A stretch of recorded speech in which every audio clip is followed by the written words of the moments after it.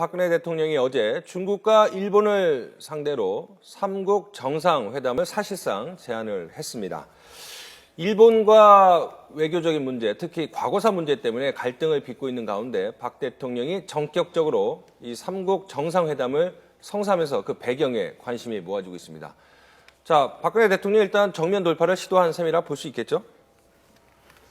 네, 그렇다고 봐야 될 것 같아요. 지금 그 열강의 그 각축전이 아주 20세기 초를 방불케 하는 뭐 그런 이제 상황인 것 같고, 뭐 구체적으로 봐도 지금 그 북한의 입장에서는 또 그 미국과 뭔가 그 유화적인 제스처를 상당히 보내려고 하는 뭐 이런 입장이고, 또 일본도 갑자기 사실은 그 중국과 어떤 외교 정상회담 자체를 일단 뭐 성사했다는 데 그 의미가 있고 말이죠. 물론 이제 시진핑 주석이 이른바 어떤 뭐 표정 외교라고 해서 아베 총리에 대해서 뭐 상당히 좀 거리를 두는 목적으로 이렇게 각을 했지만은 어쨌든 그 내부적으로 또 외부적으로 상당히 그 변화가 무쌍한 이런 입장에서 자칫 잘못하다가는 우리 그 대한민국이 그 외교적 고립의 위기에 있다라고 하는 뭐 이런 그 상황에서 그 박근혜 대통령이 상당히 그 신축성 있게 제안을 한 것은 상당히 그 의미가 있다. 즉 바꿔 얘기하면 여러 가지 이 레버리지 자체를 한쪽으로 기울기보다는 우리 그 대한민국이 뭔가 그 주도가 돼서 역량을 행사하려고 하는 일단 단초로서 제안을 한 것 같은데요. 이것이 이제 구체적으로 성사가 되겠느냐, 이것은 어쨌든 좀 지켜봐야 될 것 같은데 그 표현 자체도 상당히 뭐 단계별로 일단 박근혜 대통령이 설명을 뭐 하신 것으로 봐서는 즉 외교 장관이 일단 만나서 상당 긍정적인 효과가 있으면 그 다음에 이제 정상회담을 할 것을 희망을 한다. 뭐 이렇게 입장을 표명하신 걸 보면은 일단 관봉을 하면서 주도권을 일단 한국이 가져가는 데에 소홀함이 있으면 안 되겠다. 뭐 이런 입장이 아닌가 생각이 듭니다. 그러니까 이게 보면 대화를 하자고 적극적으로 요청을 하는 쪽이 보면 항상 과거에 뭘 잘못했거나 아니면 굉장히 아쉬운 입장에 있거나 이제 이런 쪽에서 대화를 요청을 하거든요. 그러면 지금까지 보면 최근에 한 2, 3년간의 흐름을 보면 우리나라나 중국은 일본에 대해서 대화를 좀 기피하고 뭔가 좀 왕따를 시키려고 하는 전체적인 흐름 속에 있었고 일본은 적극적으로 대화를 거의 구걸에 가깝게 지금 대화를 요청하는 형태였거든요. 그러면 그게 왜 생겼냐? 그러면 최근에 그 일본의 군국주의와 경향, 그러니까 헌법을 개정하지 않으면서 헌법 해석을 통해서 사실상 자위대를 합법화시키고 해외로 파병을 하겠다고 하는 일본의 군국주의 목표가 최근에 일본 내부에서 달성이 됐거든요. 근데 그 흐름이 굉장히 중국이나 이제 침략을 당했던 1900년도 초반에 침략을 당했던 우리나라 중국 입장에서 보면 굉장히 불편하고 또 앞으로 일본에 대해서 굉장한 위험성을 느끼고 있지 않습니까?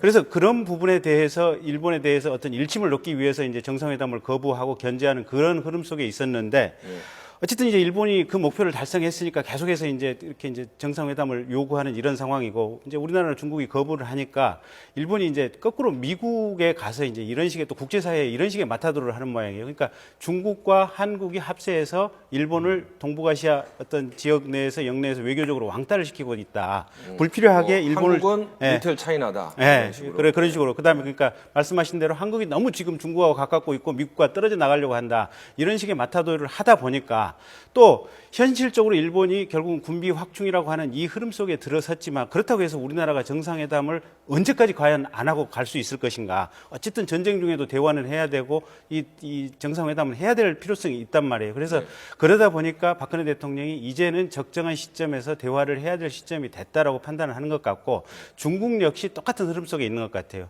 그러니까 엊그제 지금 3일 전인가요? 에이펙 정상회담 과정에서 시진핑과 아베가 지금 약 20분간의 약식 정상회담을 했지 않습니까? 근데 그 정상회담의 표정 속에서 보면 시진핑이 아베에게 굉장히 쌀쌀맞고 차가운 태도로 그리고 외교적 결례에 가까운 태도로 지금 정상회담을 했는데 그게 사실은 상대국 수상이지만 결국은 일본의 전체적인 군국주의와 흐름에 대해서 일침을 놓는 그러니까 니들하고 대화를 할 수밖에 없긴 하지만 니들이 하는 어떤 국가적 흐름에 대해서는 우리 중국이 굉장히 마음에 안 들다라고 하는 그 시그널을 보내준 거거든요.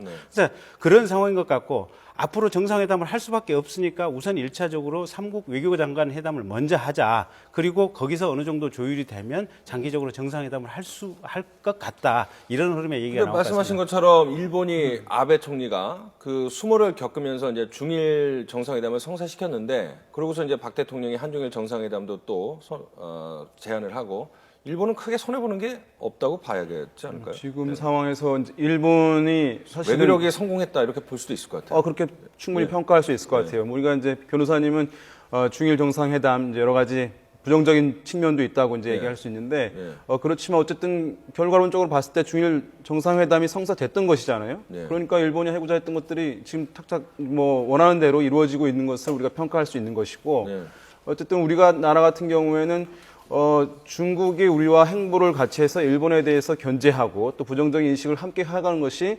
자연스러운데 그것이 이제 부담 더 적을 텐데 중일 정상회담은 하고 있는 상황. 자칫하다가 나중에 우리나라는 끌려가게 될 수 있는 상황이기 때문에 이렇게 이제 대통령께서 전격적으로 이제 주도적으로 제안을 한 것이라고 할 수 있는데 만약에 이것이 이제 이루어지게 되면 지금까지 한일 정상회담 또는 한중일 정상회담 같은 경우를 거부했던 명분들이 이제 그렇죠. 아까 말씀하신 여전히 남아 있잖아요. 뭐 아베 총리의 야스쿠니 참배라든가 또는 이제 과거사 문제, 군위안부 문제를 여전히 인정하지 않고 있어요. 그렇죠. 계속해서 반복되고 있고 또 영토 문제가 계속해서 새롭게 이제 부각되고 있는 상황이고 또 최근에 있었던 우리 어쨌든 뭐 인기 가수인 이승철 씨 일본 입국 거부하는 상황에서 한국 내 정서가 지금 아직 개선되지 않고 있는 상황인데 여기서 한중일 일본 정상과 만난다. 이렇게 되면 나중에 봤을 때 일본은 성과를 더 얻는 데 비해서 우리나라 같은 경우에 지금까지 해왔던 원칙들 이런 것들이 지켜지지 않고 오히려 이제 좀 다소간 이것이 굴욕적인 측면도 있지 않겠냐라고 하는 비판이 나중에 나올 수도 있는 것이거든요. 그래서 앞으로 이것을 봤을 때 일본이 과연 그런 아까의 그 문제들, 과거사 문제라든가 이런 것들의 어떠한 이제 전향적인 문제를 얼만큼 드러내느냐 이 문제 여전히 변수로 남아 있다고 봐야지 희망한다고 또 제안한다고 해서 전격적으로 이루어진다, 성사된다 단정하기는 아직 어려운 상황이 아닐까 생각됩니다. 근데 이게 우리가 조금 좀 조심스럽게 봐야 될 게 일본이 중국에 대해서는 상당히 좀 적극적으로 그리고 또 자세를 낮춰가면서 정상회담을 거의 구걸하다시피 그러니까 이번에도 지금 지금 시진핑과 정상회담이 이루어지게 된 게 후쿠다 수상이 중간에서 이제 중재를 했다는 것 같고요. 중재를 하면서 마쿠에서 지금 이제 더 이상 신사참배는 하지 않겠다. 그다음에 이제 곡물도 이렇게 올리지 않겠다. 그리고 이제 이 센카쿠 열도 디아오지 다오에 대해서도 분쟁 지역화하는 문제에 대해서 어느 정도 인식을 공유한다라고 하는 그런 외교적인 양보를 상당히 지금 한 측면이 있거든요.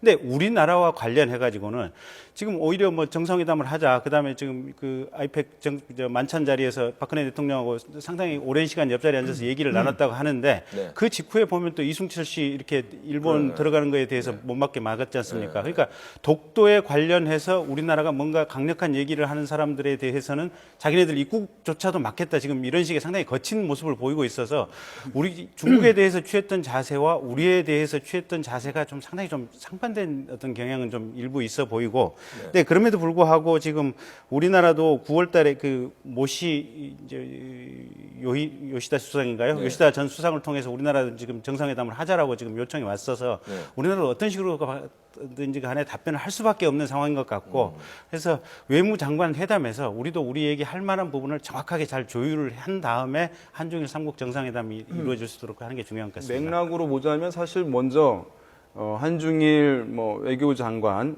이제 회담 아마 다음 달쯤에 이제 개최될 것으로 보이는데 그것이 이루어지면서 좀 그 안에서 다시 논의되고 해야지 약간 맥락상 좀 자연스러운 흐름이 만들어질 수 있는 측면이 있습니다. 지금 한일 간에 있어서 굉장히 냉각 국면, 경색 국면이 이제 이어져 왔던 상황이고 또 중국에서도 그런 모습 이제 연출이 되었었는데요. 그런데 바로 한중일 정상회담을 제안을 하는 것이다 보니까 다소간 이것이 이제 자연스러운 흐름으로 이제 인식되지 못할 수 있는 그런 측면이 이제 있는 것이죠. 그 일본과의 그 관계는 항상 그 민감한 이런 문제죠. 그 정서적으로도 그렇고 말이죠. 이번에 그 뭐 독도에 지금 실효적 지배를 하고 있긴 하지만 예를 들면 어떤 그 입도 시설에 대한 안전 시설 설치에 있어서 그 몇몇 장관들의 어떤 의견 자체가 상당히 좀 일치가 안 됐단 말이죠. 그런데 그 여론의 그 추이를 봤더니 이게 상당히 그 예상했던 것보다 심각하다. 그래서 여론에 있어서의 어떤 무마용 이런 대화도 사실 이렇게 공개가 됐고요. 그만큼 이 어떤 일본 문제, 특히 독도 문제와 관련돼서는 외교의 어떤 기본 전략 자체는 사실상 조용한 외교를 가져가자. 이것을 분쟁 지역화하는 것을 막자라고 하는 그와 같은 원칙은 갖고 있지만 하지만 국민들이 받아들일 때는 적어도 독도 문제는 상당히 그 민감한 이런 분위기이기 때문에 상당히 우리가 그 문제는 정서적인 것과 합리적인 것을 잘 균형을 맞출 필요가 있을 것 같고요. 또 한편으로 봐서는 이 중국과의 그 관계를 우리가 일본의 역할에 있어서의 상당히 좀 전략적으로 이용할 필요도 있지 않는가 이제 그런 생각이 드는데요. 지금 어떻게 본다면 중국과 우리가 외교적 측면에서 보면 가장 호 시절로 이렇게 평가받을 수가 있을 것 같아요. 지금 중국과 그 외교 수립을 한 지 지금 22년이 됐는데 지금 어쨌든 중국과 우리는 전략적 동반자 관계라고 이렇게 그 외교 중국 문서 등에도 많이 나타나고 있는 반면 중국과 일본의 관계는 소위 말해서 상호적 호혜 관계다. 즉 일정한 갈등을 전제로 해서 필요한 경우에 서로 이제 뭐 일을 한다라고 하는 이런 측면이죠. 그래서 이 두 가지를 우리가 잘 이용해야 되는데 다만 그럼에도 불구하고 역사에 있어서도 우리가 중국과 너무 지나친 어떤 밀착은 우리에게 또 부메랑으로 돌아올 수가 있는 것이죠. 그것이 바로 이제 그 동북 공정에 관한 그런 이슈들이죠. 중국도 결국은 역사의 중심을 자기에 쓰려고 하다 보니까 우리도 그것은 조심스럽게 평가를 해야 된다고 보입니다. 알겠습니다. 예.